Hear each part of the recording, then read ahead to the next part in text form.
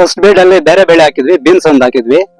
ಆ ಬೀನ್ಸ್ ಬೆಳೆದ ಮೇಲೆ ಎರಡನೇ ಬೇಡಲ್ಲಿ ಹೂಳನ್ ಅಂದ್ಬಿಟ್ಟು ಈ ಸಾನ್ವಿ ಅಪ್ಪ ಅಂದ್ಬಿಟ್ಟು ಬೀಜ ಊತ್ವಿ.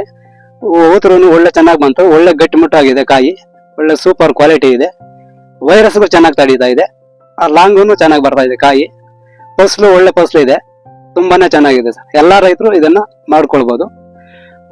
ಬೇರೆ ತಳಿಗಳಿಗಾನ ಇದು ಒಳ್ಳೆ ಫಸಲು ಚೆನ್ನಾಗಿ ಕಚ್ತಾ ಇದೆ. ನಾವ್ ಹೆಂಗೆ ಮೇಂಟೆನೆನ್ಸ್ ಮಾಡ್ತೀವೋ ಹಂಗಿರುತ್ತೆ ಗಿಡ.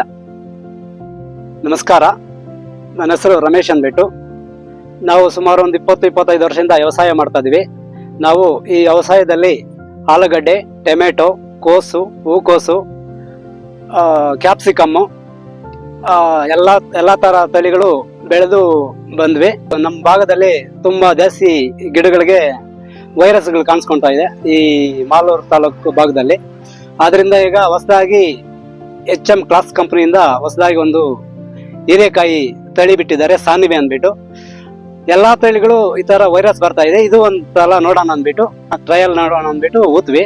ಅದು ಸ್ಟಾರ್ಟಿಂಗ್ ಇಂದ ಒಳ್ಳೆ ಗಿಡ ಚೆನ್ನಾಗಿ ಬಂದು ಮುಂದೆ ಒಂದು ಗಿಡ ವೈರಸ್ ಇಲ್ಲ.